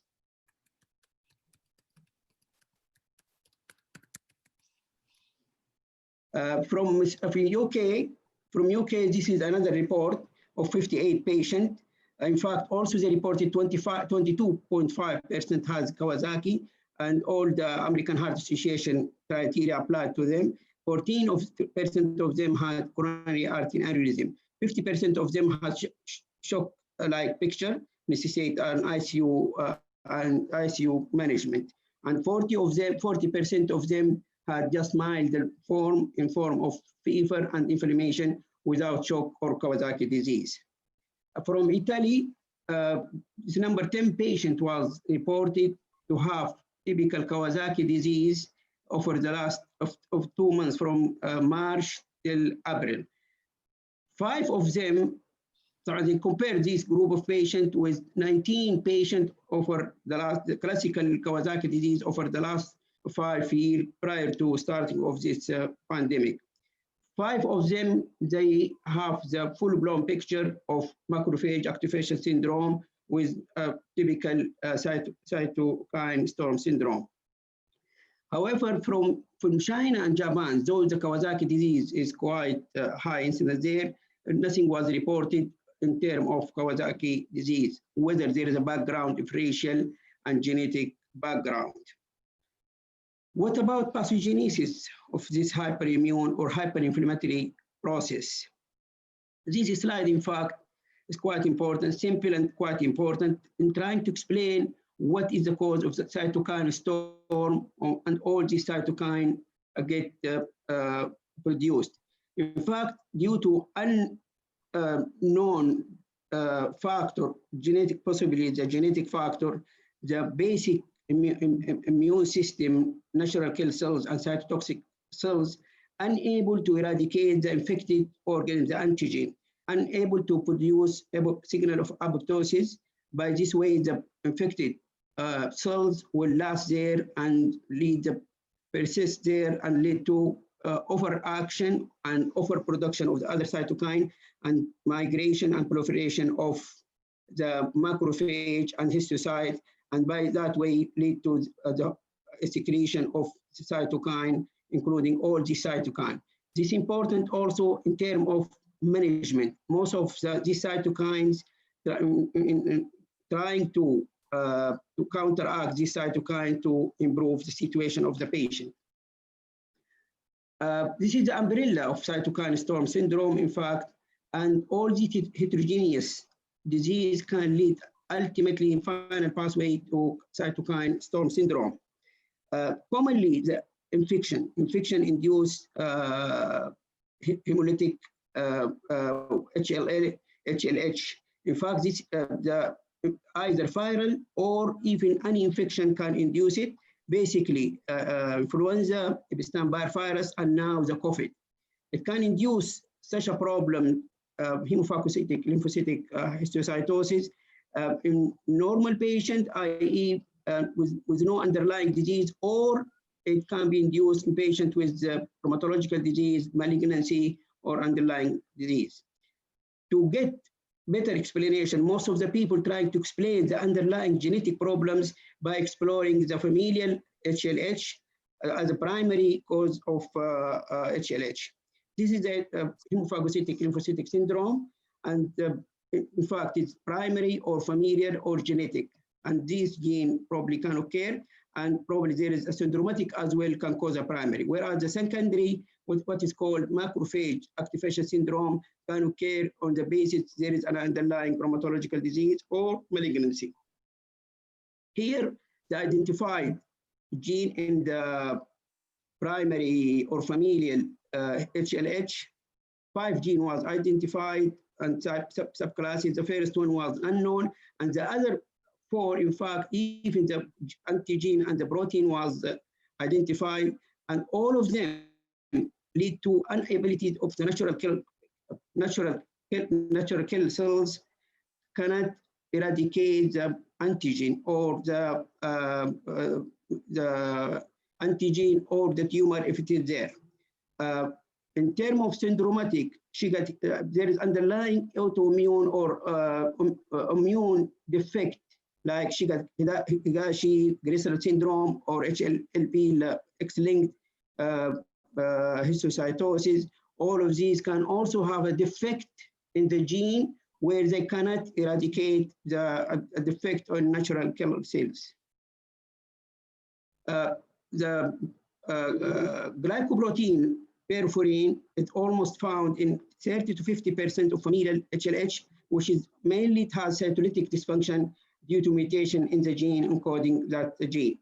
Heterozygous mutation as well in those 2 genes could also represent the cause of macrophage activation syndrome in systemic onset disease.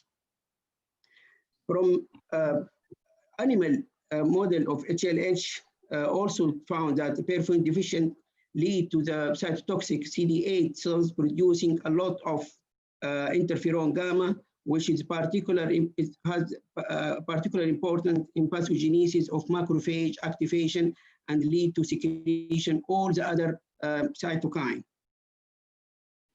So this is the secondary HLH, or called macrophage activation syndrome. As a rheumatologist, we frequently see it in the systemic onset GIA, almost 20%, and also in the other systemic onset GIA.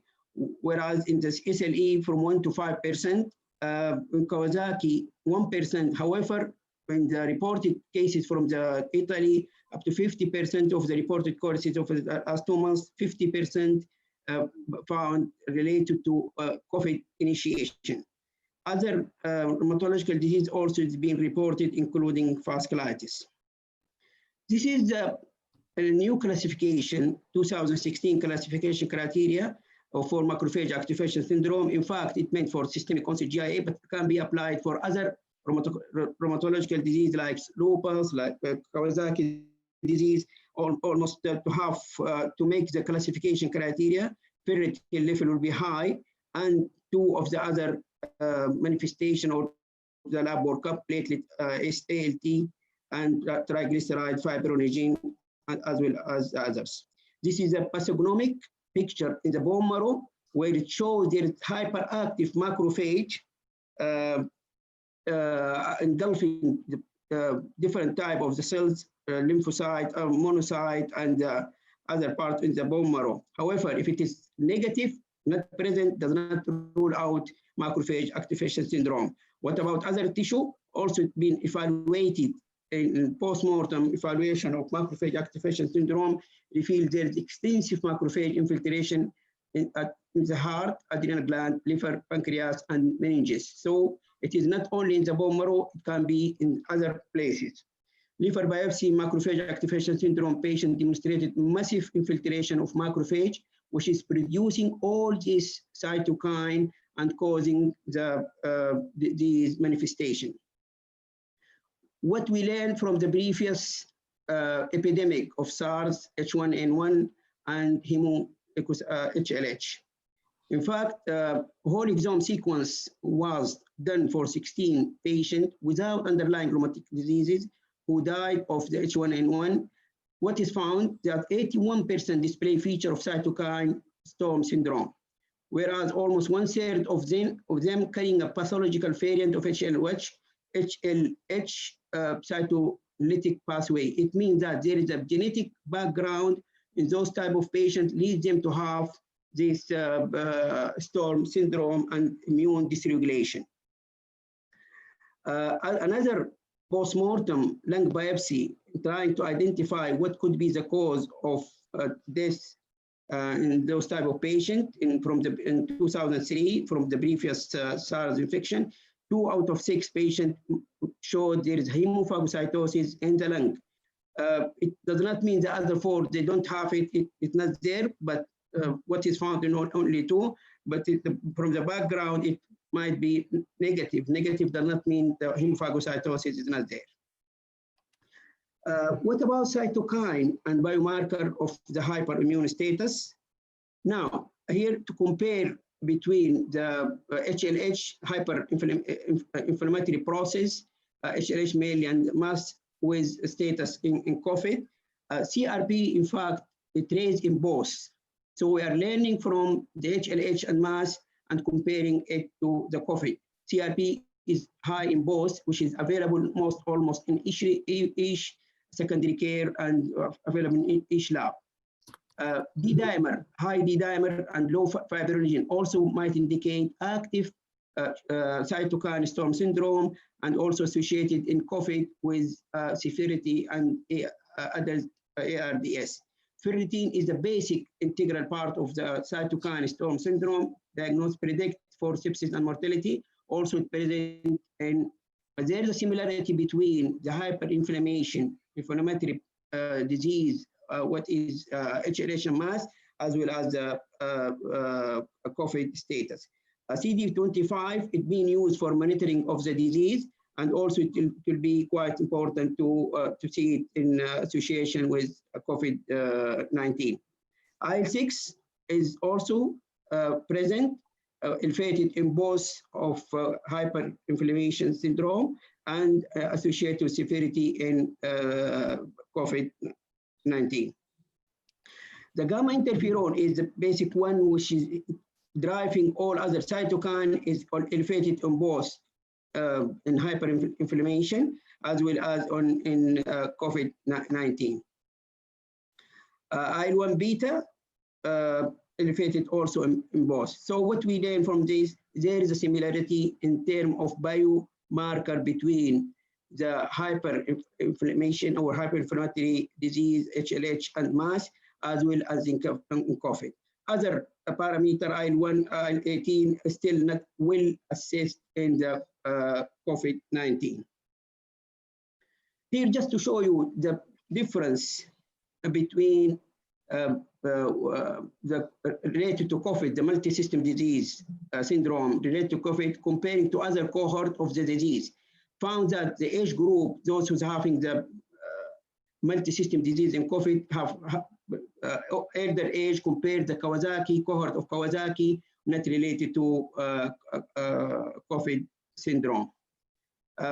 Neutrophil and lymphocyte. The neutrophil, in general speaking, in COVID multi-system disease syndrome is higher than the Kawasaki disease and Kawasaki disease shock-like syndrome, almost comparable to toxic shock syndrome.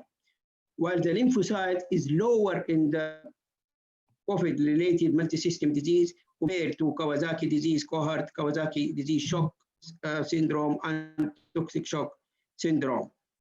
The C-reactive protein is quite important and reflects the activity of IL-6. It is high here in COVID-related multi-system syndrome compared to Kawasaki disease and the other two cohort of Kawasaki disease shock syndrome as well as toxic shock syndrome. How about the other biomarker? Ferritin, for example, is in COVID-related multi-system syndrome is quite high compared to Kawasaki disease and Kawasaki shock syndrome. Troponin and D-dimer also is high in COVID-related multi-system disease compared to Kawasaki shock syndrome.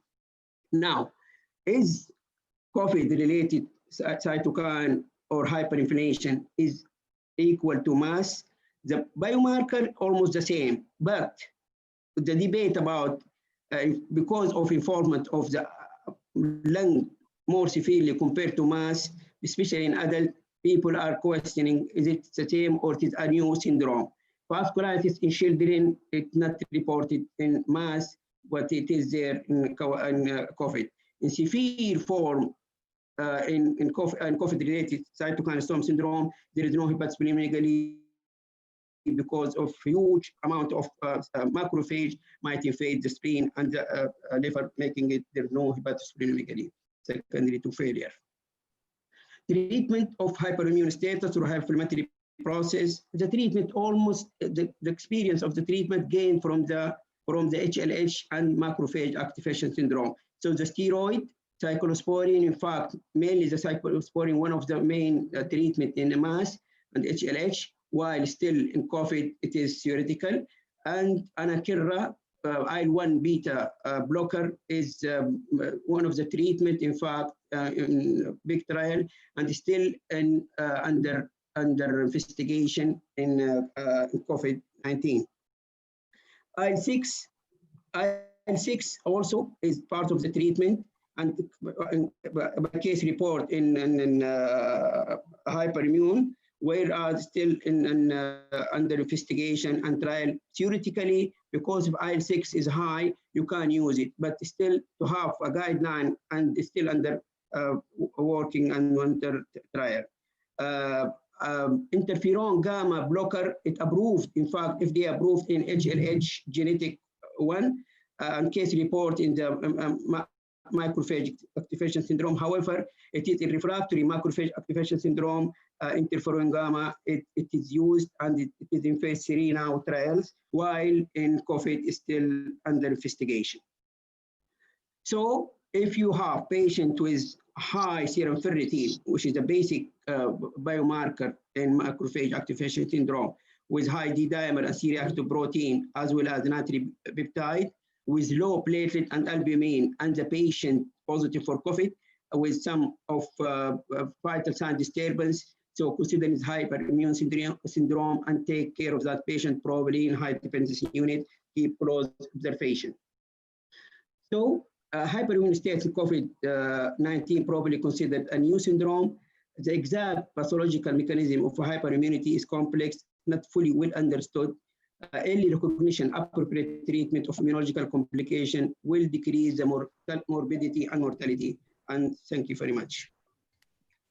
Thank you for our rheumatologist for keeping the time. Thank you, Dr. Majid. I'd like to thank all my colleagues for a wonderful presentation, and I'd like to thank Dr. Mohammed Abdel Maula for helping and supporting me in having the access.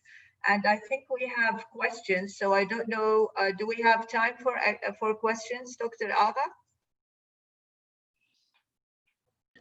15 minutes, yes. Excellent, thank you. We have a question from Dr. Ali Bersi, how we protect healthcare worker against COVID. I think that's, a multi-million-dollar question. I think, sticking to the PPE and actually having a daily huddle as part of your SBAR or sign in and sign out, just 10 to 15 minutes, just to reinforce the PPE huddle. I think it really will help. And, kind of following all the recommendation of Fakaya. There is a question as well, anonymous attendee, criteria for cytokine storm and criteria for Peds ICU admission. So we leave that question for our rheumatologist, criteria for cytokine storm. Dr. Majid? Well, still we are applying the criteria for macrophage activation syndrome. And if you apply also the 2004 HLH classification criteria, and those under the HLH under hematology. However, acceptable one now is you can apply the 2016 classification criteria and you can diagnose the patient accordingly. Thank For you. ICU, I'll direct, leave it for the ICU. Thank you. And what about Peds ICU, Dr. Khawaji? I already answered the question online, but I'm going to repeat it. If this patient developed any kind of shock, hypotension, poor perfusion, the ventricular dysfunction, high-risk arrhythmias, or develop mass and cytokine storm syndrome, you should be in the ICU even if they develop acute kidney injuries. Thank you. There is a question from Dr. Hasna Al-Garni, experience of testing accuracy for COVID-19. You know, the accuracy of the testing is actually depend on multifactorial. First, the way the sample and then the transport, but also it depends on the prevalence. The higher the prevalence, you know, the more likely that you're going to have a higher rate of positive PCRs, as well as versus one sample versus two samples. And from our own experience at the hospital, you know, at the CAFAF, early on in the disease, we have like 6,000 samples. Out of them, the rate of positive was 4.5%, and that was in February, March, and maybe end of March, beginning of April. But lately, we have been more and more, you know, kind of selective in doing the screening. So out just 3 weeks ago, they reported during the 1 week, you know, report of the positive PCR, out of 1,200 samples that they were done, about 700 were positive. Of course, this is not a reflection of prevalence because we're not doing it universal, but we are more and more selective with doing. So it depends on the, you know, and kind of the techniques and the lab and, you know, the quick transport. But overall, it's not more than 50 to 60, even, you know, that's what has been reported in the literature. There is a question from Dr. Naima Abdel Latif, 8 years, female with Kawasaki, and, you know, shock on I guess on ventilator, DIC. Is there a role for IV immune globulin and LMWH, low molecular weight heparin? I guess this is Dr. Majid, our rheumatologist. Yes, definitely. IVIG is still the first line management in patients with Kawasaki disease. However, steroid can be used as adjuvant therapy. Infliximab in refractory cases probably can be used. Many indications. Nowadays, there is a 7 patient was reported as refractory Kawasaki disease in period of COVID. However, only 2 was positive for COVID. The other 5 did not. There were questioning that because of the period and the epidemic period of people are using everything, but the basic one, as American Heart Association recommendation, is immunoglobulin, 1 dose, 2nd dose, and then go for the other line of management. And low molecular heparin, yeah. yes. Dr. May, just to answer this, I put it in a schedule in my slides. Those patients who are critically ill with hyperinflammatory state had high CRP more than 150, D-dimer more than 1,500 nanogram per ml, interleukin 6 more than 100, ferritin more than 500. Those considered as high-risk patients. We should consider the sub-Q low molecular heparin and enoxaparin, and the dose will be for this age is 1 milligram per kg per dose every 12 hours, and your target anti-TNA level should be 0.5 to 1 microliter per ml. Keep in mind, those cases shouldn't be a single person management. Those cases always require multidisciplinary team management, including rheumatologist, intensivist, cardiologist, immunologist, hematologist, and please involve those teams to manage such patients, because every drug has a side effect. Even this anticoagulants has side effect on the kidney. Those vascular events can result in acute kidney injury and increase the risk of death. So everything needs to be adjusted with in multidisciplinary team meeting. Thank you. Dr. Osama Filimban has a question. How long to follow, to Dr. Nisreen, how long to follow the positive, babies, newborn babies who are positive? Okay, I think he means the asymptomatic. If it is the baby asymptomatic, there is no specific days, but 3 to 5 days, and then needs to be followed by the phone, by preventive medicine, and even the neonatologist, just to make sure that the baby is feeding and everything is going well and respiratory not compromised. But if symptomatics, needs to be in the hospital till the symptoms disappear. Thank you. From Dr. Hamid Al-Zubaydi, what about plasma transfusion or any advice? When and how? This is for our rheumatologist, Dr. Majid. In pediatric age group, I didn't came across it at all. In adult, yes. I'm not sure, but not part of the treatment. In my review for it, Dr. Majid, there is no clear evidence for it in pediatric. In adult, there is a lot of study, but it's still in the research framework so far in pediatric. There is no clear evidence for it. Okay, there is, thank you. There is a question from Dr. Osama Filimban. Does DICSA affect learning abilities? Dr. Majid? I can't answer this question. I don't know. It's the same question that when we said, is sedation going to affect the neurotransmitter? All of these studies need really a lot of trial and follow up over a long period of time. And it's really a difficult question to be answered. Thank you. From Dr. Basenta Kumar, what will be the dose of aspirin for KD associated with SARS? The same dose as recommended. In fact, you'll use low dose, but make sure that his platelet is normal. If the platelet is low, keep in mind you might not use the anti-aspirin. Okay, this is from Dr. Fusta Dayala. How soon would all hospitals be notified that without full PPE, throat examination is not allowed? Doctors are becoming positive daily and parents still insist on checking their symptomatic children's throat, and still no proper PPE for the examination. I guess Dr. Bandar, do you like to tackle this question? Dr. Bandar? Yes, I think this is a very good question.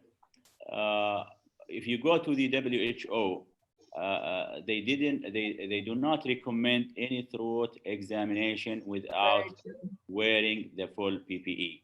That's why now, if you go also to the recommendation, they avoid to examine the throat if it is unnecessary. Now we have like different populations. You know, the pediatric population is different than the adult. I think most of the recommendations from Wiqaya here, it's going to be the adult, but we found a difficulty actually, and we have experience of difficulty in pediatrics. You know, pediatrics, sometimes they are small size, they are not fitting the mask, they are not wearing the mask properly, they can spit even like to the examiner. So the best way, I think, not to examine the throat if it is unnecessary, and if it is necessary, I think you have to take the full precautions. Yeah, I think you have you have to stand for that. I mean, it has to be with PPE. It's the international recommendation. Thank you, Dr. Hasna Al-Ghani. Any recommendation regarding fluid resuscitation in suspected COVID? It depends on your patient. If your patient in shock or not, is the same recommendation of the surviving sepsis campaign. If the patient in shock, go with the fluid management. And if he didn't have sign of fluid overload or cardiac failure, if not, start the maintenance of fluid and keep reassessing the need for fluids and start the enteral feeding as soon as you can. Thank you. To Thank answer you. the question Dr. Omay mentioned by to add to Dr. Bandar's comment, just to keep the people aware about that. The American Heart Association in their renewal, in their interim guidelines, they make the one PPE is priority before jumping to resuscitation. So our healthcare worker safety is priority even before throat examination. Be aware about that. Yeah, Right. yes, this is very important. Be safe. Yes. The question is, how long do you keep the baby in the hospital if the mother is COVID-19 positive, and how many swap you are doing? To Dr. Nisreen, please. Okay, we are doing 2 swabs at 24 hours of age and at 48 hours of age. But for to keep the, if the 2 consecutive swab is negative and the mother is positive, then we should counsel for the another family member can take the baby and involve in the care. And we follow the baby on By the phone as well, daily basis. Yeah, on Yes. daily basis. There is a question, if you allow me, Dr. May, somebody is sending me like an SMS. Is it allowed for a COVID mother to breastfeed her baby? Okay, Dr. Yes. Nisreen. The WHO and the American Academy, as well as the Canadian Pediatric Society, all they advise to continue the breastfeeding, but with the strict infection control measures. I think Washing the hand and breast to maintain the hygiene. The only group who decided not to is in France, and because they Yes. believe with the vertical transmission and transmission for the baby. From the milk as well, yeah. Yes, from the milk as well. Dr. Ali Naji, we know that HIV vertical transmission took time to be proved. Would that be the same for COVID-19? I think yes. I think, yeah, don't you think, Dr. Nasreen, we don't have still evidence? Yes, but it absolutely, might at yes. the end, it might be, at the end show that there might be true. The other question, is there any recommendation for method delivery for COVID-19 positive mother? VD percentage of transmission is less than that of C-section as presented by a respected presenter. Dr. Ansri? Sorry. So is the C-section preferred, or No. It can be? No. No. Yeah. For the COVID itself, it is not indication to do induction of labor or C-section. It should be as per obstetric assessment and fetal and maternal indication. But COVID itself is not indication, and even the study didn't show that one mode of delivery is better than other. Than the other. Okay, I guess we're done with all our questions. I'd like to thank all my colleagues for such a beautiful session, and thank you for your time and effort. And I'd like to thank our host, our wonderful host, Dr. Dal Aga and Dr. Tuim for having us, Linda for helping us. And I'd like to thank all our members at the Kafaf Hospital Pediatric Department for their support, and especially our resident, for their great job in the COVID team. So we're so proud of you, and thank you all, and be safe. Thank you. Thank you, Dr. May Abu Saud, for moderating this nice meeting.